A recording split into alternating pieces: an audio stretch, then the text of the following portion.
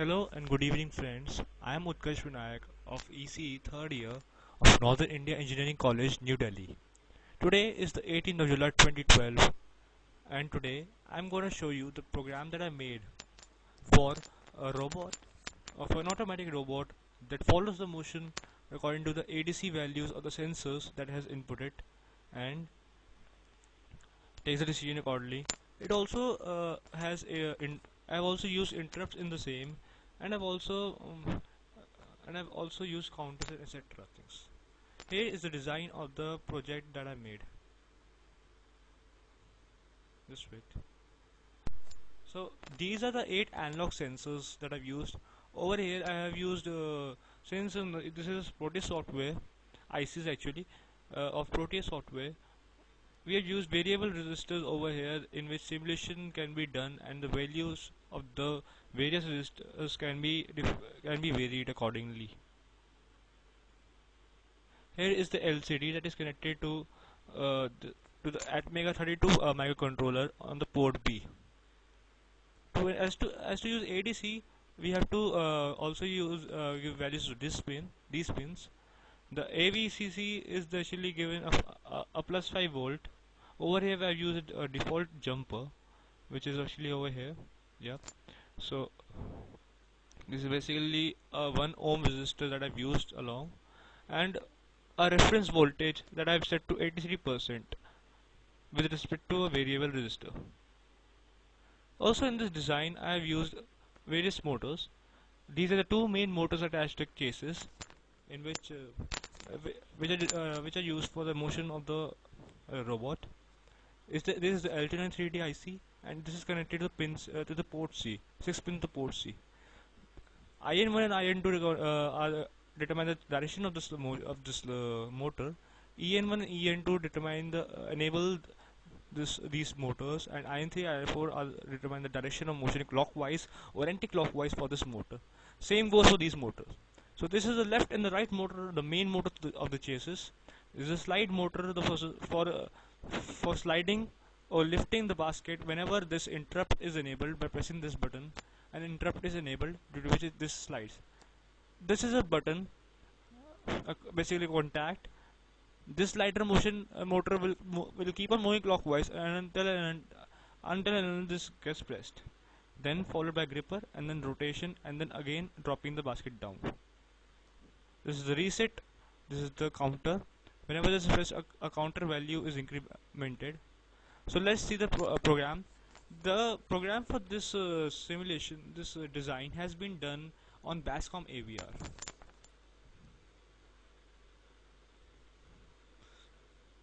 Over here we can see the registers, the file, there is the microcontroller that we are using.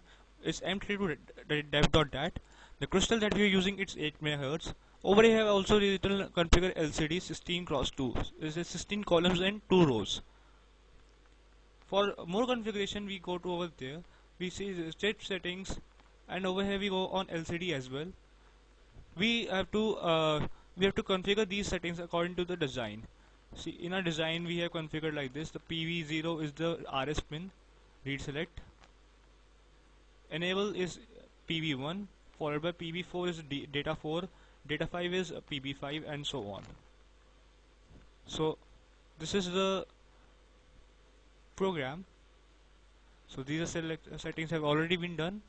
Pin port C is the output, that is for the left and right motors. A is for input, that is for the ADC values. D is output for the slider and all the interrupt enabled motors. B is output for LCD. Pin T.2 is for counter, and D is for the contact button. See, over here we have seen this. This is the contact button. This PD dot pin. It's on pin D, third pin of the port D, and over here we use a jumper. Due to less availability of design, we use jumper, and for the easy of understanding, this counter. Going further down in this program, we see I'm using subroutine rotation, and I've enabled interrupts of basket, IN2 that is connected. We starting ADC. Over here, I've copied the I'm declaring the various variables like an array of 8 word variables. Mx is the maximum. It is also word. M, I, and C are bytes. Are in byte. Are sorry integer. M is equal to 0, I, and C. Now going to the main. Over here, from we run this loop from 1 to 8 and copy the values of the ADC using getADC function into the array of A and go to next. We then call the comparison, go to the subroutine move. We call this for comparing the ADC values, and go sub is for making the motion as per the ADC values. So going on the subroutine or function comp, we see we first initialize the maximum values as the first value of this ADC, that is A1, and the position is determined by the M, the position of the ADC. If if this is maximum, it's 0. If this is maximum, then it's 0, and if this is maximum, this is 7. So it's from 0 to 7. Going over here once again, now see, we run the loop. Since the first one has been defined as a maximum by us by default, we run the loop from 2 to 8. If any value a 2 or 3, so whatever it is greater than maximum, the maximum is now equal to that value, and then M is equal to that position. Now we go to the subroutine, we jump to this move label. Now if this counter is 2, if this counter is pressed, it's in pull-up form. If this is not pressed, the value going to the controller is 1, high voltage, and if this is pressed, then low is going to the controller.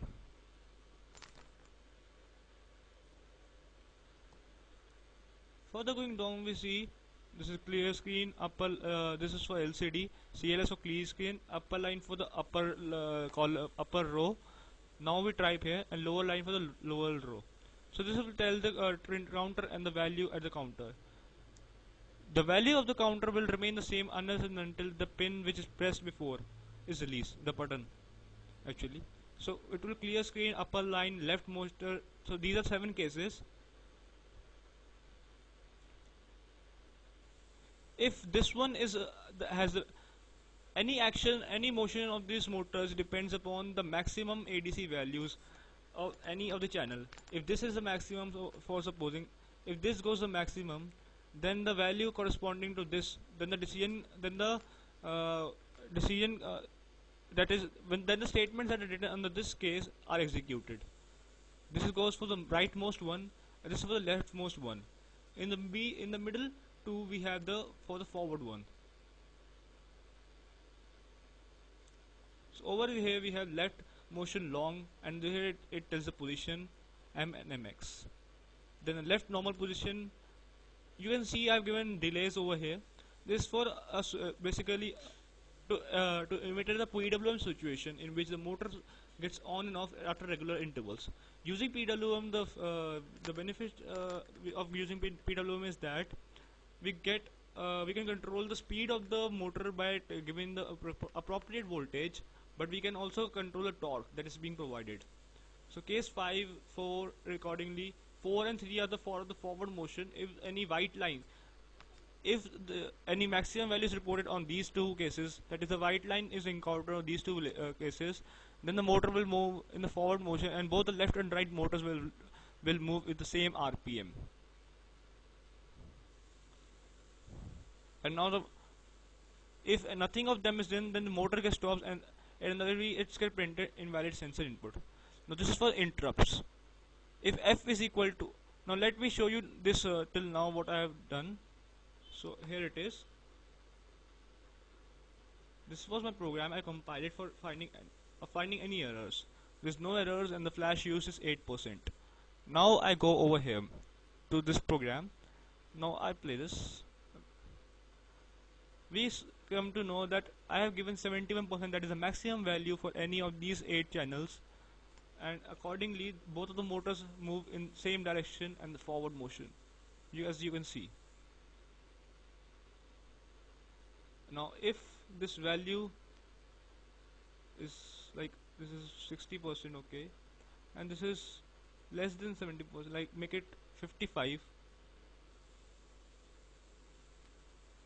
the light least motion gets executed. That is the maximum of this one. Now if I make this one maximum, like if I give it it is also 60, if I give it 70%, left normal motion is executing. Now in left normal motion you can see this one is flashing. That means it's getting enabled and disabled after certain intervals, and this one is off. The motor is still rotating in the simulator. It's free running basically. So though it's getting slowed down, as you can see, but in real time situation this will completely stop and the motor will rotate in left direction. Now this is how it is happening, and similarly these all are over here. So now let me show you how I've done interrupts. Whenever an interrupt is enabled, the then the normal process that the processor is executing breaks, and it jumps over here this label. So here we come into basket. So it will display on the LCD as well, and this will enable the slider motion. The slider motion will keep on moving unless and until pin D the 3 is equal to 0. That is till this button is pressed. That is when the hand of the robo arm gets in contact with the basket. This actually robot is inspired by autonomous.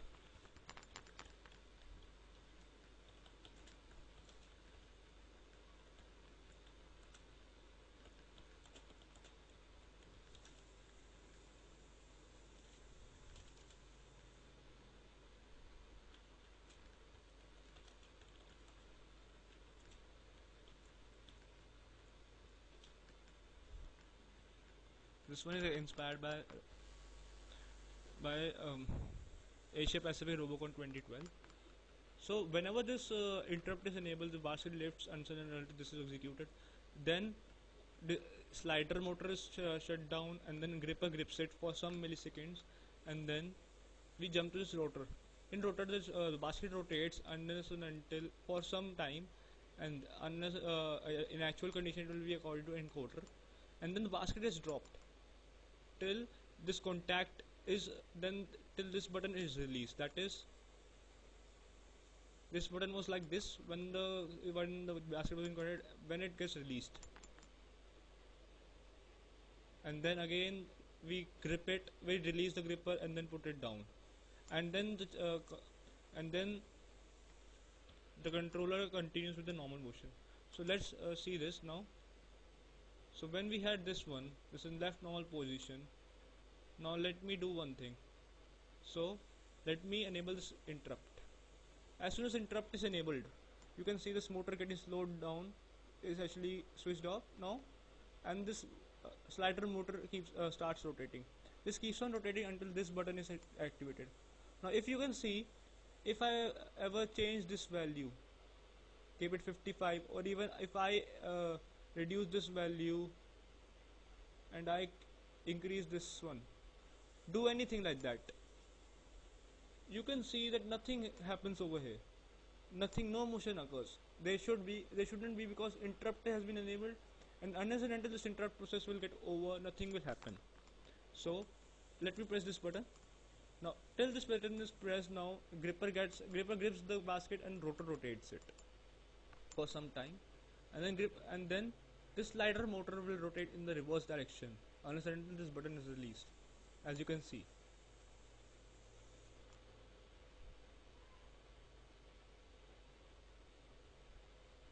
Now when I press this button, release it, the slider motor stops, and now these two motors accordingly as per the ADC value start moving. So this is the new value, and they should be showing something over here, left motor motion least. Now if I increase this value to somehow 75%, see what shows over here. Right normal motion. Over here on upper line we have this the name, as I said. Lower line says the position.